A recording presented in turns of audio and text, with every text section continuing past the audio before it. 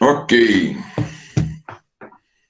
Gente, dando sequência à nossa matéria, como já afirmado, hoje nós vamos falar de citação, notificação, citação, intimação e notificação. São temas que vocês já viram no processo civil, são temas que vocês já tiveram uma ideia em teoria geral do processo, mas que também são disciplinados no processo penal e têm um disciplinamento um pouquinho diferente no processo penal. Daí a necessidade de nós o estudarmos aqui. É sempre bom dizer que o processo penal, ele, por vezes, ele se socorre do processo civil na regulamentação de alguns atos processuais. Mas, mesmo se socorrendo do processo civil, que é mais regulamentado do que o processo penal, ainda assim, estes atos processuais muitas vezes apresentam algumas pequenas diferenças. Daí a importância de nós não nos valermos simplesmente da regulamentação do processo civil. Devemos saber, sim, como funciona no processo civil, até mesmo para atuarmos, né, na área civil, que é a área que regulamenta a imensa maioria dos processos, não só a responsabilização, não só as causas cíveis propriamente, mas também as de natureza administrativa, tributária, ambiental, previdenciária, todas elas, a tramitação do processo basicamente é regulamentado pelo CPC. Mas devemos saber o processo civil, porque aqui no processo penal nós temos algumas modificações, beleza? Em uns aspectos mais, em outros menos. Pois bem, vamos lá. Projetar aqui para vocês os slides. Qualquer situação aí podem me interromper. Qualquer questionamento. Bom, gente, como afirmado, vamos falar hoje de citação e intimação. Na verdade, citação, intimação e notificação. Citação, intimação e notificação. Comecemos do começo. Comecemos de citação e conceito de citação. Esse conceito é dado por Fernando Capês.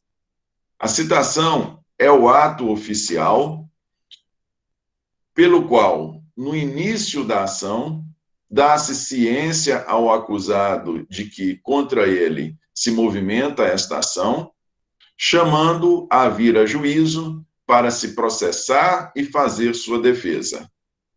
Mais uma vez, é o ato oficial pelo qual, no início da ação, dá-se ciência ao acusado de que contra ele se movimenta esta ação, chamando-o a vir a juízo para se ver processar e fazer a sua defesa. Pois bem, gente, olha só, a citação, e é importantíssimo a gente ter isso em mente, nós não podemos incorrer neste erro. Citação de falar que a pessoa foi intimada, né, para se ver processar, não. Citação é o ato inicial, é o ato primeiro, por meio do qual aquele que está sendo processado, estamos falando de processo penal. Então, aquele a quem se atribui o cometimento de uma infração penal é o ato oficial por meio do qual esta pessoa é chamada para se defender, para compor a relação processual e realizar a sua defesa. Então, quem é citado? Quem é citado é aquele a quem se atribui uma conduta típica. O Ministério Público é ele que dá início à ação penal pública, né, por meio da propositura da ação apresentando a denúncia.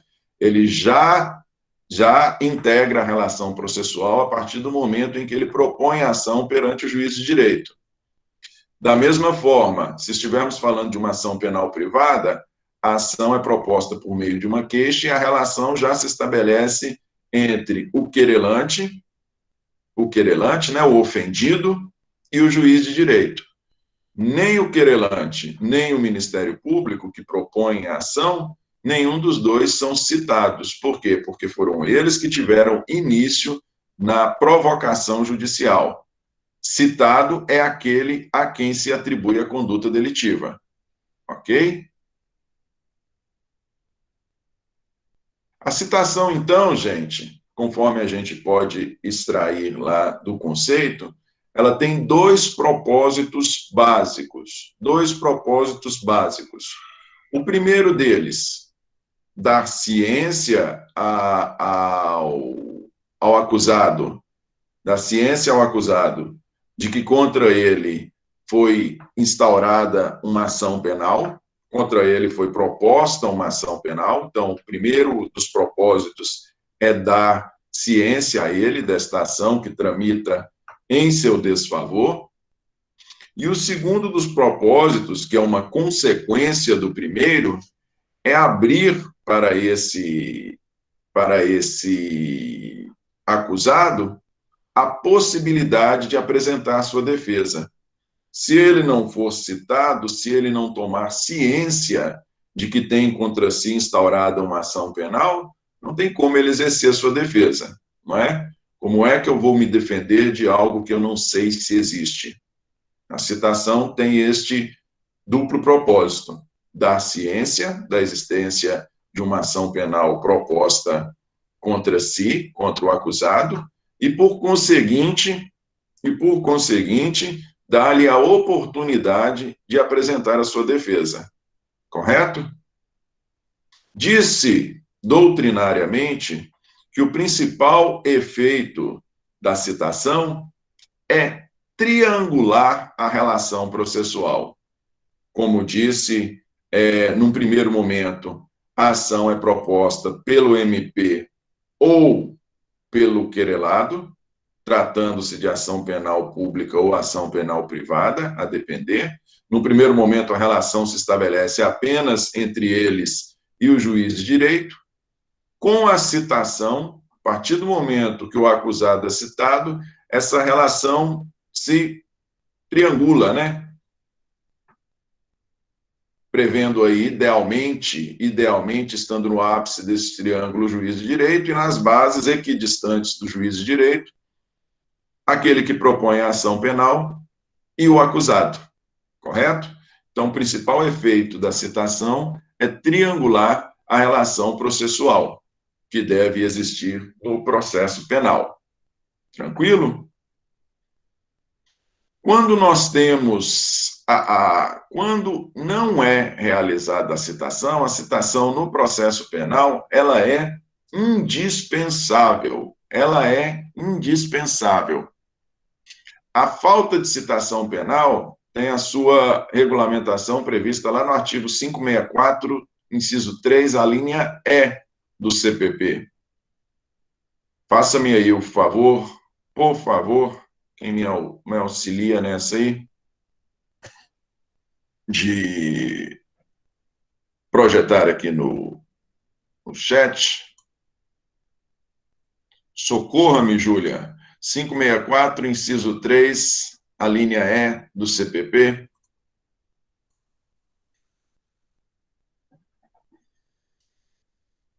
Júlia ou qualquer outro aí que se habilitar.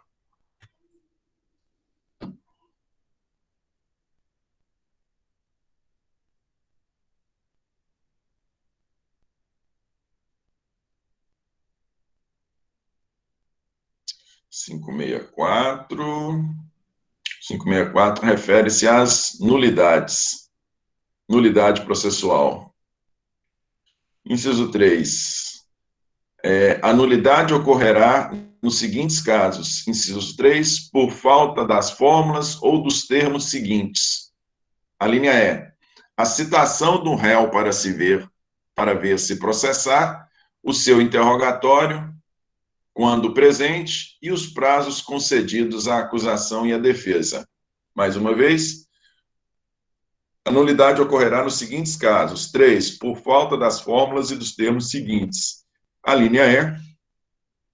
A citação do réu para se ver processar, o seu interrogatório, quando necessário, quando presente, e os prazos concedidos à acusação e à defesa. Lógico que nos interessa aqui a primeira parte da linha E, a falta de citação do réu para se ver processar.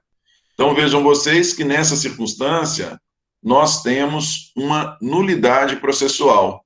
Nulidade é essa que afeta o processo desde o seu princípio. Desde o seu princípio. Então, a citação, até mesmo porque no processo penal, a necessidade do contraditório e da ampla defesa é muito maior. Ela tem que ser muito mais efetiva. Você sempre tem que ter em mente que no processo penal existe, inclusive, a possibilidade do juiz de direito, entendendo que o réu está indefeso por causa da má atuação, da não atuação, da omissão do seu advogado, o juiz pode, visando garantir o contraditório e a ampla defesa, declará-lo indefeso e determinar a substituição do advogado. Correto? Nós temos a figura do advogado dativo, tudo voltado a dar efetividade aos princípios do contraditório e da ampla defesa no processo penal. A previsão da nulidade em caso de ausência da citação também é um reflexo disso. Se a pessoa não for citada, o processo é tido como nulo. Correto? E o não atendimento da citação? Não atendimento, lógico que é diferente de nulidade, é diferente de falta, né? A falta é quando nós não temos a citação realizada pelo Poder Judiciário. A citação não foi realizada. No não atendimento, a citação foi realizada, porém, a pessoa não compareceu. A pessoa regularmente citada não compareceu para integrar a relação processual. Vamos lá no 367. O processo seguirá sem a presença do acusado que, citado ou intimado pessoalmente para qualquer ato, deixar de comparecer sem motivo justificado ou, no caso de mudança de residência, não comunicar seu novo endereço ao juízo. O processo seguirá sem a presença, mais uma vez, o processo seguirá sem a presença do acusado que, citado ou intimado pessoalmente para qualquer ato, deixar de comparecer sem motivo justificado ou, no caso de mudança de residência, não comunicar o novo endereço ao juízo. O efeito principal do não atendimento da citação válida, é a constituição da revelia. É a constituição da revelia no processo penal. É a constituição da revelia no processo penal. Mas para que isto exista no processo penal, nós precisamos da citação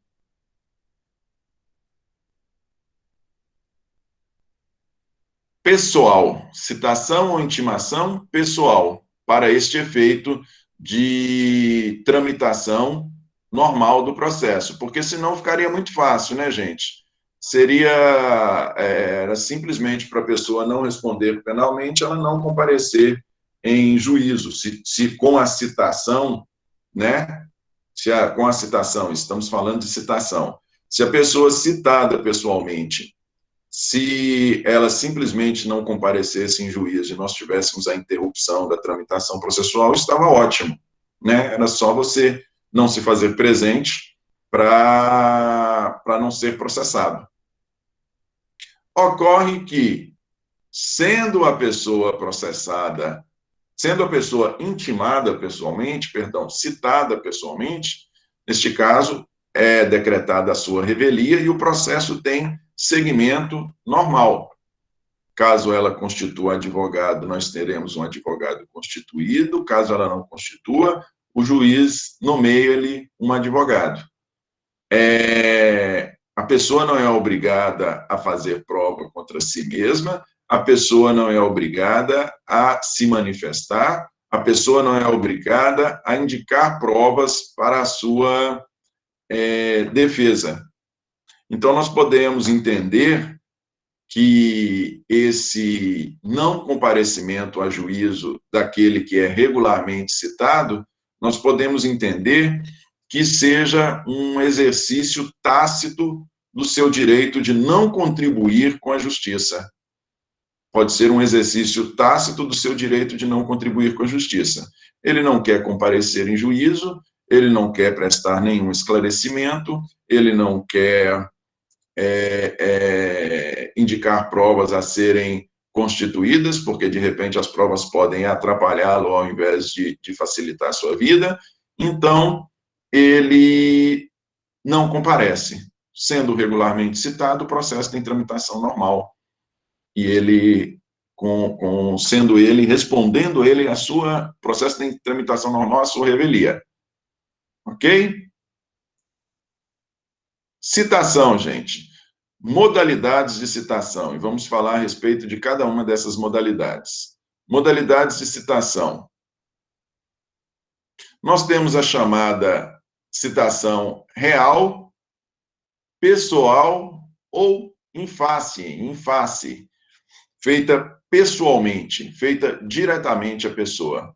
Quais são essas citações reais? É a citação mediante mandado. Está errado aqui, viu, gente? Está errado aqui. Não é mandato, é mandado. Mandado de citação. Mandato é mandato político, né? É mediante mandado, que é realizado por oficial de justiça, carta precatória, carta de ordem, requisição e carta rogatória. Vamos falar a respeito de cada uma delas. E a ficta ou presumida é aquela realizada mediante edital ou hora certa. É aquela realizada mediante edital ou hora certa. Essa é a chamada citação ficta ou presumida. Ela não se dá, ela não é realizada diretamente na pessoa do citado, na pessoa daquele que é acusado de cometimento de um delito. Vamos falar a respeito de cada uma delas. Citação por mandado. Tá vendo? Foi um erro aqui atrás, mandato. Citação por mandado. Artigo 351. A citação inicial far-se-á por mandado, quando o réu estiver no território sujeito à jurisdição do juiz que a houver ordenado. A citação por mandado, então, é a citação clássica, é a que dá maior efetividade, a citação pessoal, né? É aquela que dá maior efetividade ao direito de defesa, né? Aquele que possibilita uma maior efetividade do direito ao contraditório e à ampla defesa.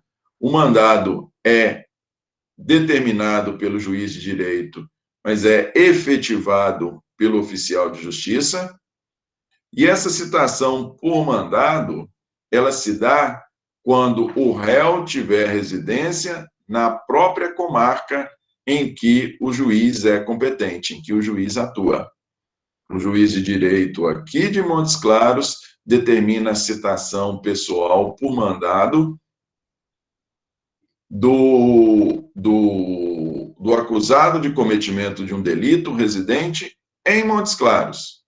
Em Montes Claros ou se não me engano, Juramento também é comarca nossa, né? Em Montes Claros, em Juramento, enfim, nas cidades que integram a comarca de Montes Claros. Essa citação dessas pessoas se faz via mandado, executada por meio de oficial de justiça, por determinação do juiz da comarca. Ok?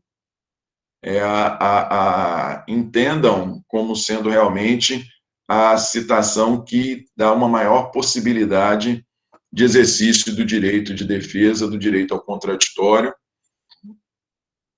tendo em vista que o processo tem tramitação na comarca, é de mais fácil acesso àquele que está sendo acusado da conduta, correto? Então, por isso que se diz que é mais fácil o exercício do contraditório da ampla defesa. Muito bem. Segunda modalidade de intimação, de citação pessoal, é a citação por carta precatória. Artigo 353.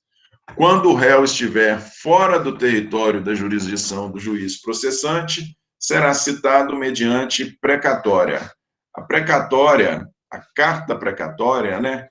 Ela é uma carta precatória, ela é uma solicitação, ela ocorre quando um juiz de direito solicita a outro juiz de direito a realização de um ato processual qualquer,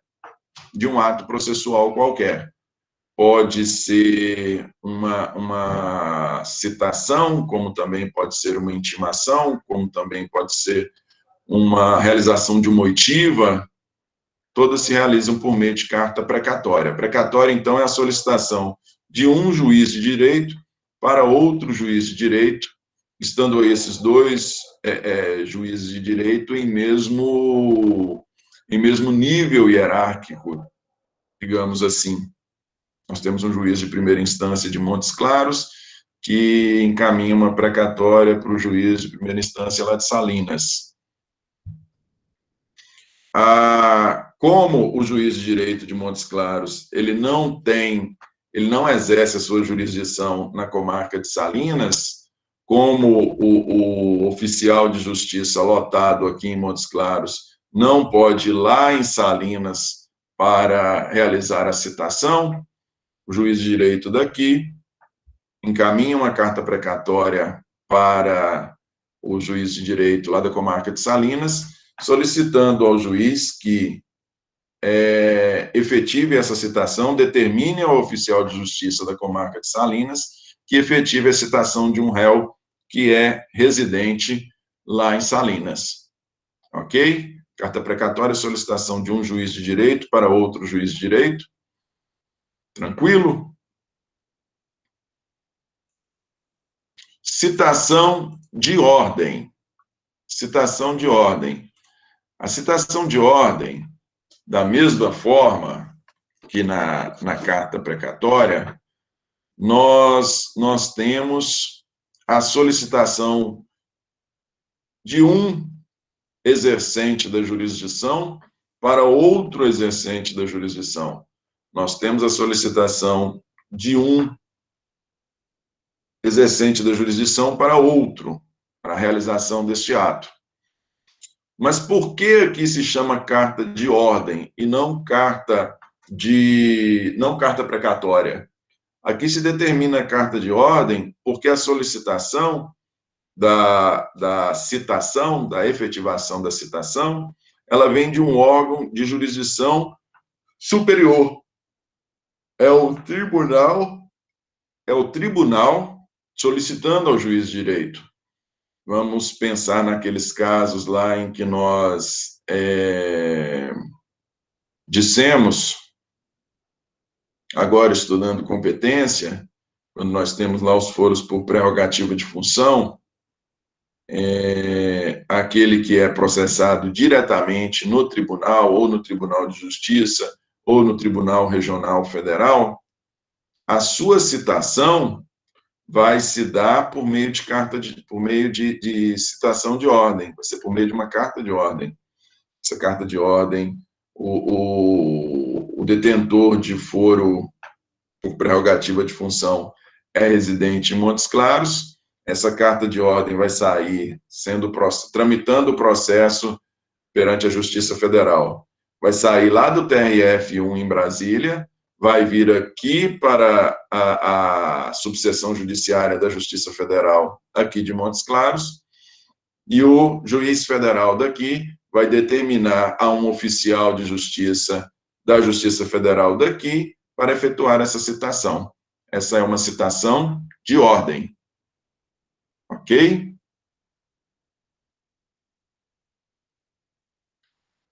Citação mediante requisição. Citação mediante requisição. A citação mediante requisição, ela é aquela que se dá Isso aí é resquício, né? Isso aí é resquício do militarismo. A citação mediante requisição é a citação do militar. A citação do militar far-se-á por intermédio do chefe do respectivo serviço. Então, quando a pessoa a ser citada, aquele a quem se atribui o cometimento de um delito, é um militar, a citação não é direcionada diretamente a ele. Uma requisição, a citação faz-se mediante requisição. E essa requisição, ela é encaminhada ao superior deste militar. Ao superior. A pessoa citada, o citado, não, o militar, ele ainda que se saiba a sua localização, né? Ainda que ele seja residente dentro da comarca onde o juiz competente exerce a jurisdição, ele não é citado por mandado, não. Ele não é citado via oficial de justiça, não. Por se tratar de militar, é encaminhada uma carta de requisição para o seu superior, e o seu superior repassa essa citação para ele. Tranquilo? Carta de requisição, portanto, citação mediante requisição é aquela que se faz do militar.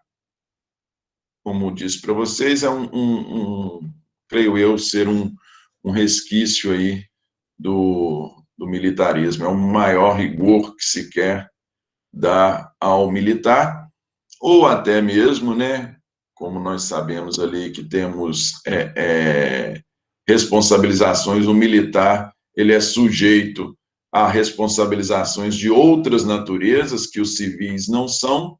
Muitas vezes nós temos responsabilização de outras naturezas, né, que o civil não é responsável. Então, neste caso, é uma forma de, a um só tempo, cientificar o militar para tomar ciência de que contra si tem um processo e para que possa exercer o contraditório e ampla defesa, e a um só tempo dá-se ciência à instituição militar de que há um militar sendo processado, para que ela, querendo, tome providências cabíveis no âmbito militar. Citação por carta rogatória. Citação por carta rogatória. A citação por carta rogatória, rogatória vem de pedido, né? De rogar. A citação, disse que a citação é por carta rogatória, fala-se em pedido, porque aqui nós temos a citação quando a pessoa é residente no estrangeiro, quando a pessoa se encontra no estrangeiro, se encontra fora do país. Olha lá como estabelece o artigo 368. Estando o acusado no estrangeiro, em lugar sabido, será citado mediante carta rogatória, suspendendo-se o curso do prazo de prescrição até o seu cumprimento. Estando o acusado no estrangeiro, em lugar sabido, será citado mediante rogatória, suspendendo-se o curso da prescrição até o seu cumprimento. Olha só, para vocês verem que interessante. Se nós estivermos falando de um integrante do Poder Judiciário brasileiro, ele tem a obrigação de efetivar o cumprimento da carta precatória que lhe é encaminhada. Ele tem a obrigação de efetivar o seu cumprimento. Se o demandante é uma autoridade judiciária brasileira e o demandado também é uma autoridade judiciária brasileira. Esse demandado tem a obrigação de dar cumprimento à carta precatória, correto? Se for lhe solicitada uma citação, ele tem a obrigação de determinar essa citação. Se nós estivermos falando de uma autoridade judiciária estrangeira, essa autoridade judiciária estrangeira não tem esta obrigação. E por não ter essa obrigação, né, o Brasil não exerce poder sobre autoridades estrangeiras, não exerce poder sobre uma autoridade judicial estrangeira.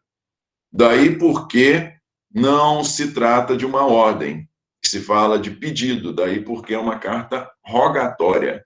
Está se rogando, está se solicitando, está se pedindo que seja efetivada a citação de alguém que se encontra no estrangeiro. Por óbvio, tem que se saber onde essa pessoa se encontra, né? Porque a citação por carta rogatória, ela é uma citação pessoal. Para a citação ser pessoal, você tem que saber onde a pessoa se encontra. E é interessante o seguinte, como nós não temos a obrigação de, como autoridade judicial estrangeira, não tem a obrigação de dar cumprimento à carta rogatória, como não há essa obrigação, desde a expedição da rogatória até o seu efetivo cumprimento, nós temos a suspensão da tramitação do prazo prescricional. Nós temos a suspensão da tramitação. A carta precatória não tem esse efeito, não é? Do mesmo jeito que a demora no cumprimento do mandado, se estivermos falando de uma citação pessoal dentro da mesma comarca, dentro da comarca, do mesmo jeito que a demora no cumprimento de um mandado, seja demora na determinação da citação, seja demora na efetivo cumprimento por parte do oficial de justiça, do mesmo jeito que ele não tem o efeito de suspender a tramitação do prazo prescricional, na carta precatória é da mesmíssima forma. Se um juiz de direito de uma comarca requer ao juiz de direito de outra comarca o cumprimento da carta de uma citação, se esse juiz da comarca demandante, se ele que tem a obrigação de realização do ato processual, se ele demora a determinar o cumprimento por parte do oficial de justiça, ou se o oficial de justiça demora a dar cumprimento à citação que lhe foi determinada, nenhuma dessas demoras tem o efeito de suspender a tramitação do prazo prescricional. Se estivermos falando de carta rogatória, porém, onde não há essa obrigação de cumprimento, aí não. Que a partir do momento que a carta rogatória foi expedida, entre a sua expedição e o seu efetivo cumprimento, o prazo prescricional está suspenso. Beleza?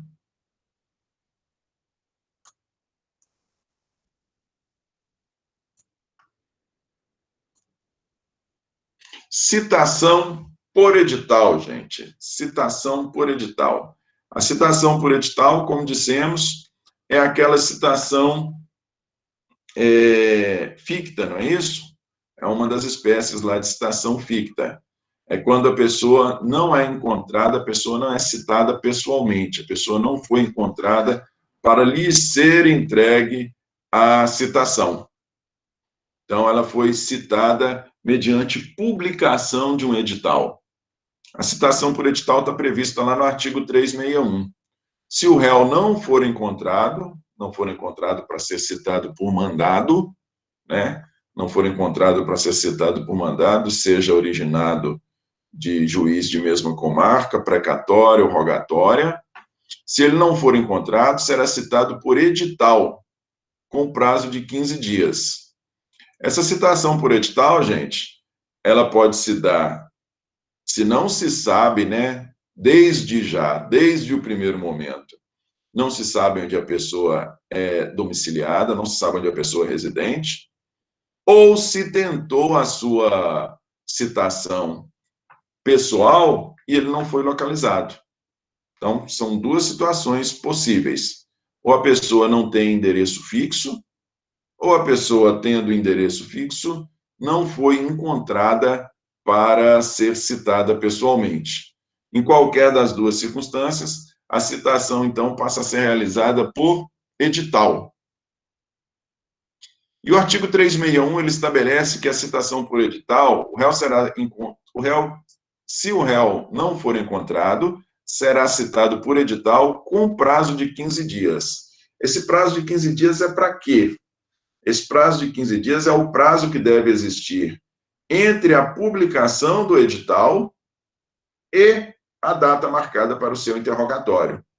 Deve ter um prazo mínimo de 15 dias, não é? O prazo de 15 dias não é o prazo para a publicação do edital, não. Quem efetiva a publicação do edital, né? O edital é colocado em local público, nós vamos ver aqui. Quem efetiva, quem dá cumprimento à determinação de citação por edital é a Secretaria do Juízo. Não é a Secretaria que tem o prazo de 15 dias para dar cumprimento a essa determinação judicial, não.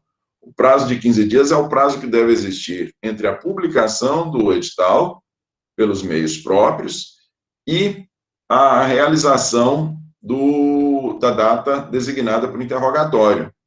Esse prazo de 15 dias é o prazo que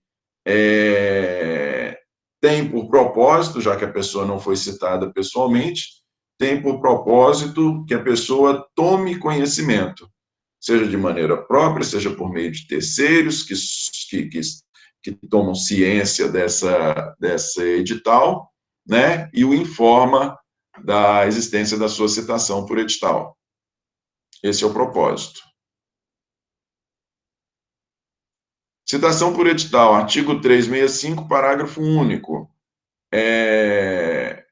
Nós temos aqui no parágrafo único do 365 a indicação de como essa citação por edital é feita, como ela é efetivada. Olha lá. O edital será fixado na porta do edifício onde funcionar o juízo e será publicado pela imprensa, onde houver, devendo a fixação ser certificada pelo oficial que a tiver feito e a publicação provada por meio de jornal ou certidão do escrivão, do qual conste a página do jornal com a data de publicação. Data da publicação. Mais uma vez, o edital será fixado à porta do edifício, onde funcionar o juízo, e será publicado na imprensa, onde houver, devendo a fixação ser certificada pelo oficial que o tiver feito e a publicação provada por exemplar do jornal ou certidão do escrivão, da qual conste a página do jornal com a data de publicação. Então, vejam, a publicidade desse edital, porque a ideia da citação, a gente nunca pode esquecer que a ideia da citação é dar ciência, né? Para se dar ciência, nós precisamos de publicidade. E como é que se dá publicidade ao edital, então? A publicidade se dá por meio da sua fixação no prédio do fórum e também por meio da sua publicação na imprensa local, né? Nós temos aí 2 meios por meio dos quais é realizada é dado publicidade ao edital. De nada adiantaria realizar uma citação por edital se esse edital simplesmente integrasse os autos ali do processo e permanecesse lá quietinho. O efeito da possibilidade de ciência do réu não seria atingido, né? Tem que se dar publicidade a esse edital. Publicidade se dá dessas 2 formas. A fixação no prédio do fórum, publicação na imprensa local. Beleza? Ainda falando de citação por edital, artigo 366. Se o acusado, citado por edital, não comparecer nem constituir advogado, ficarão suspensos o processo e o curso do prazo prescricional, podendo o juiz determinar a produção antecipada das provas, consideradas urgentes, e, se for o caso, decretar prisão preventiva nos termos do disposto no artigo 312. Mais uma vez, artigo 366, se o acusado, citado por edital, não comparecer nem constituir advogado, ficarão suspensos o processo e o curso do prazo prescricional, podendo o juiz determinar a produção antecipada das provas consideradas urgentes e, se for o caso, decretar a prisão preventiva nos termos do artigo 312. Ok. Nós podemos aqui dividir o 366 em 3 partes. Primeira das partes, vamos lá. O acusado que for citado por edital, a citação por edital é chamada de citação ficta, não é isso? Ou seja, nós não sabemos se a pessoa efetivamente tomou conhecimento de sua citação. Tivemos a fixação no prédio do fórum, mas você não passa lá todo dia no prédio do fórum para saber se está sendo citado. E tivemos também a publicação na imprensa local. Nós não sabemos se a pessoa que está sendo citada, se ela lê jornal todo dia, ainda mais a parte de citação, mas a parte destinada à publicação de atos judiciais, né? Então, qual a consequência natural disso, por se tratar de uma citação ficta? A consequência natural é que, se essa pessoa citada por edital não comparecer em juízo, nem constituir advogado, nós teremos a suspensão da tramitação do processo e também a suspensão da tramitação do prazo prescricional. Suspensão da tramitação do processo e substação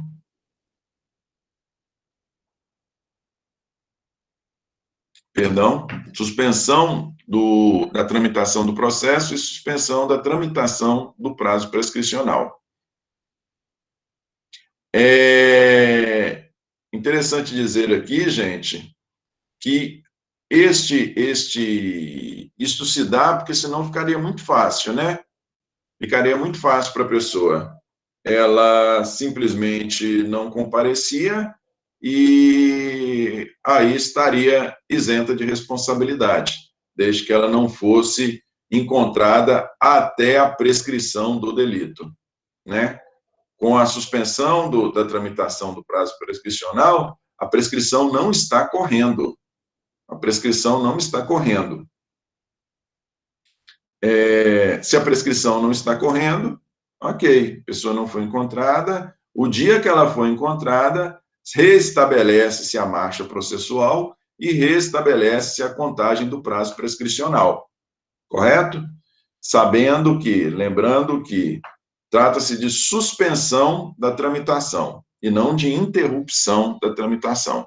Se tratasse de interrupção, o prazo reiniciaria a contagem. Como se trata de suspensão, considera-se o período passado e a ele vai ser somado o período seguinte, posterior ao restabelecimento da sua contagem. Vai ser a soma. Ok? Podendo o juiz determinar a produção antecipada das provas consideradas urgentes. Tem determinadas provas que são urgentes. Tem determinadas provas que são urgentes, que podem se perder com o tempo. Nós podemos ter determinadas provas periciais, por exemplo, se elas não forem realizadas o quanto antes, a situação se perde, a situação se transforma e a perícia não vai ser fiel aos fatos. Se nós estivermos falando, por exemplo, e a gente tem muito isso, de delito ambiental. Delito ambiental, a depender da natureza do delito, desmatamento, extração de minério, o que mais? Desmatamento, extração de minério, né? As queimadas. Se a perícia não for realizada o quanto antes, a situação decorrente do cometimento do crime, ela se transforma.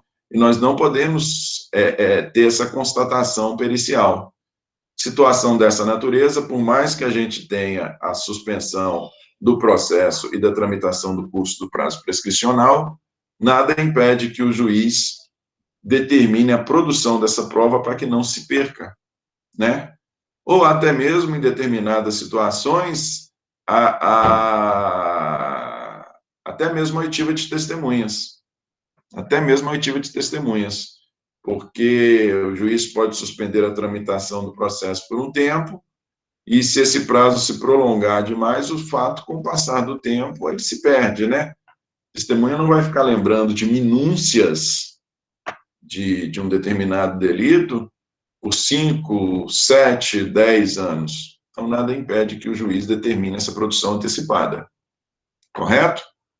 E a terceira parte do 366 e se for o caso, decretar a prisão preventiva, nos termos do disposto no 312. Olha só, gente, o 366 fala, e se for o caso? E se for o caso? O 312, que trata da prisão preventiva, ele tem fundamentos próprios. Prisão preventiva ela é decretada quando nós temos, quando há risco de, a indicação de fuga, quando a pessoa atrapalha a tramitação processual, né, por exemplo, com ameaça a testemunhas, dentre outras situações. A prisão preventiva não pode ser decretada simplesmente pelo fato da pessoa não ter sido encontrada. A pessoa não foi encontrada, ou não se sabe o endereço dela, ou sabendo-se o endereço dela, ela não foi encontrada por mandado, para ser citada por mandado. Em função disso, estabeleceu sua citação por edital. O simples fato da pessoa não ser encontrada não é fundamento suficiente para decretar sua preventiva. Tem que estar presente algum dos fundamentos indicados no 312. Como eu disse para vocês, para evitar a reiteração criminosa, para evitar a fuga, a pessoa, para evitar a reiteração criminosa, ela tem que ter um histórico de crimes. Para evitar a fuga, se tivermos indicativos de fuga, e precisamos de indicativos, ou se tivermos aí uma perturbação à tramitação processual. Precisamos de fundamento para estabelecer a preventiva, ainda que a pessoa não tenha sido encontrada para ser citada. Correto? Não é automático. Vamos lá.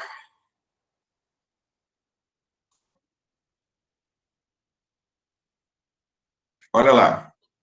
O período de suspensão do prazo, a súmula 415 do STJ, o período de suspensão do prazo prescricional é regulado pela pena máxima cominada.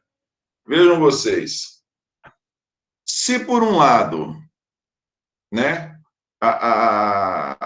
não se quer possibilitar a pessoa que seja isenta de responsabilidade pelo simples fato do processo ter sido suspenso, a sua tramitação foi suspensa, né? Foi suspensa a tramitação processual e a tramitação do prazo prescricional, em razão dela não ter sido encontrada e não ter constituído advogado. Se, por um lado, não se quer facilitar a vida da pessoa, isentando-a de responsabilidade simplesmente pela sua ausência, por outro lado, não se quer que essa possibilidade de responsabilização fique aberta para todos, sempre, sempre. Para que essa possibilidade de responsabilização não fique aberta para todos, sempre, sempre, até mesmo porque a não citação pessoal pode ter se dado não porque a pessoa se furtou, mas sim porque o Estado foi ineficiente no cumprimento de suas obrigações, né? A pessoa pode ter se furtado a ser citada pessoalmente, o que evitaria a sua citação pessoal, mas também o Estado pode não ter cumprido com sua obrigação, ao invés de dar cumprimento à sua obrigação e tentar efetivamente citar a pessoa, simplesmente fez de conta.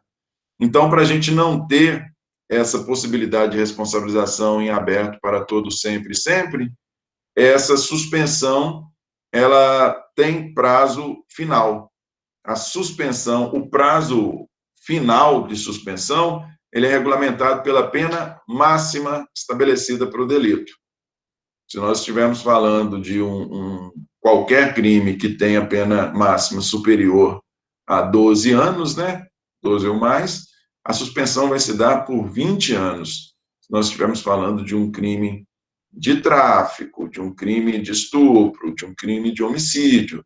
A suspensão da tramitação do prazo prescricional é por 20 anos. 20 anos é muito tempo, né? Estivemos falando aí de furto, de estelionato, pena de 5 anos, a suspensão é por 12 anos. Também é muito tempo. Ok.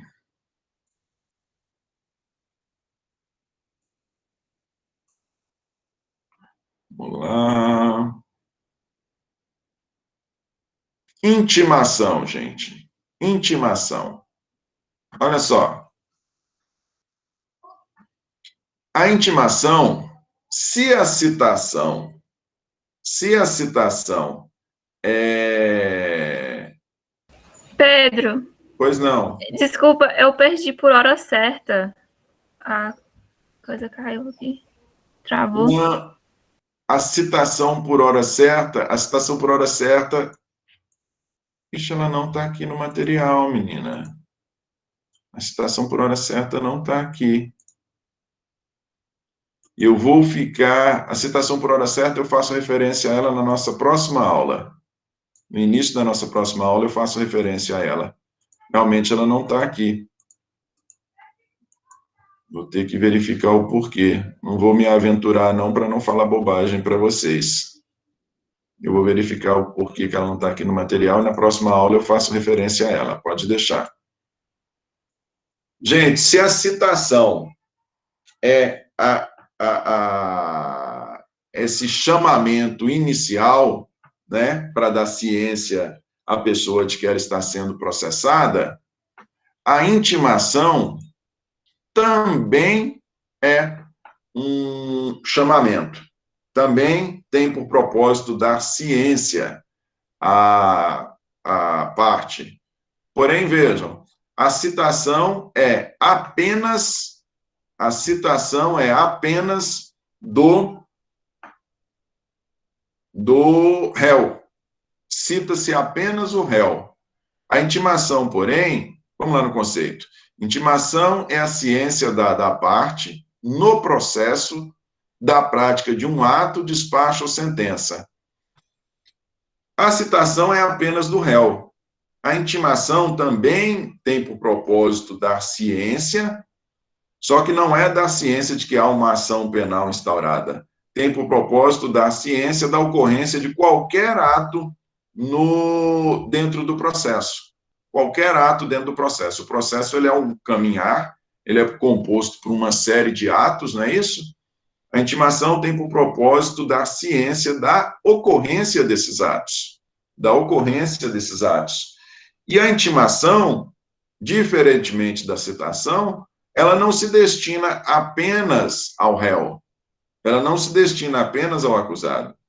É intimado tanto a acusação quanto a defesa. Quando nós temos um despacho, uma sentença, de uma sentença é intimada tanto a ação penal pública, tanto o Ministério Público, quanto o acusado, para que todos dois possam tomar ciência, caso queiram, recorram, correto? A intimação é um ato voltado para dar ciência de atos ocorridos no processo e é direcionado a qualquer das partes, tanto a acusação quanto a defesa. Artigo 370. Nas intimações dos acusados, das testemunhas e das demais pessoas que devam tomar conhecimento de qualquer ato, será observado, no que for aplicável, o disposto no capítulo anterior. Artigo 370. Nas intimações dos acusados, das testemunhas e das demais pessoas que devam tomar conhecimento de qualquer ato, será observado, no que for aplicável, o disposto no capítulo anterior. O capítulo anterior, gente, é o capítulo que regulamenta a citação. Então, no que diz respeito a modalidades, formas, consequências, no que for cabível para a intimação, a regulamentação da intimação, a intimação se servirá, se socorrerá da regulamentação da citação. Ok? Agora vejam vocês, e aí, mais uma vez, uma confusão que nós não podemos fazer. Intimação é ato, citação é ato de chamamento do réu para se defender. Quando o réu é intimado, quando o réu é chamado para uma audiência, para o seu interrogatório, esse chamamento se faz por meio da intimação. Quando as testemunhas são chamadas para a audiência, né, para prestarem depoimento, esse chamamento se faz por meio de intimação, correto? Então, quando os peritos são chamados para prestar esclarecimento a respeito da perícia realizada, esse chamamento se dá por meio de intimação. Tranquilo? Intimação a intimação, ela é a forma de chamar a pessoa. A citação, ela se destina apenas para essa cientificação inicial. Apesar de que, e aqui nós temos uma discordância, mas ela é uma discordância doutrinária, vejam vocês, o 370 fala de intimação de testemunhas, de acusado, testemunhas e demais pessoas, não é intimação. Doutrinariamente, fala-se que a notificação, a intimação é o ato utilizado, é o ato processual de cientificação. A intimação é o ato processual de cientificação de um ato já ocorrido, um ato ocorrido dentro do processo, como consta aqui no conceito, né, para se dar ciência da prática de um ato, de um despacho ou de uma sentença, ou seja, um ato, despacho ou sentença que já se concretizaram anteriormente. Eu estou te dando ciência hoje de um ato já ocorrido no processo, correto? Se a intimação é de um ato ocorrido, doutrinariamente, disse que a notificação é a comunicação de um ato que ainda vai ocorrer. Notificação é a comunicação à parte ou à pessoa, ou a outra pessoa, do dia, lugar e hora de um ato processual a que deva comparecer ou praticar. Então, veja, a notificação, ela é essa ciência que se dá para ato futuro. A notificação é a ciência que se dá para ato futuro. A intimação é a ciência de ato já realizado. Este é o entendimento doutrinário. Por que eu digo que este é o entendimento doutrinário? Porque nós temos uma discordância na lei. A lei, ela não foi fiel, não só fiel a esse entendimento doutrinário, porque a doutrina que tem que ser fiel à lei, né? Mas, na verdade, nós temos uma confusão na lei na adoção dos termos notificação e intimação. Nós temos uma confusão legal no que diz respeito à adoção dos termos notificação e intimação. Vejam para vocês, prestem atenção aqui no 367.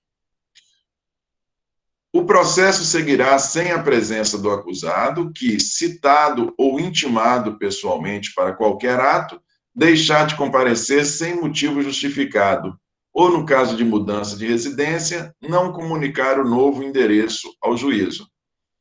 Vejam vocês, o 367, então, ele fala que o processo seguirá normalmente sem a presença do acusado, que é citado ou intimado pessoalmente para qualquer ato.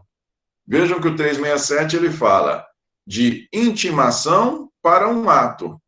Espera aí, mas se é para um ato a ser realizado, não deveria ser notificação? Não é isso? Se é para um ato a ser realizado, não deveria ser notificação? Como eu disse para vocês aqui, que as testemunhas e o perito pode ser intimado para comparecimento à audiência. Então, nós temos o que vocês têm que saber, o que vocês têm que ter em mente. Doutrinariamente falando, intimação se refere a ato ocorrido e notificação se refere a ato futuro. Correto? Doutrinariamente. Porém, legalmente falando, inclusive no Código de Processo Penal, ele não é fiel a essa distinção doutrinária. Ele não é fiel a essa distinção doutrinária. Por vezes ele usa intimação onde deveria ser notificação e usa notificação onde deveria ser intimação. Doutrinariamente, vocês têm que saber: citação, chamamento do réu para se defender e dar ciência de que tem contra si uma ação instaurada. Intimação, ato já realizado. Notificação, ato a ser realizado. Beleza?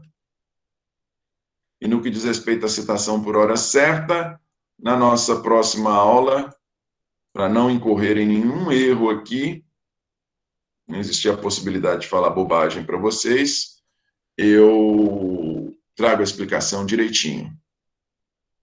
Alguma dúvida, gente? Algum questionamento aí a respeito do que estudamos? Não? Deixe-me interromper aqui a nossa apresentação.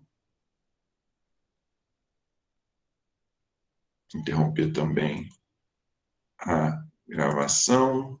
Ok.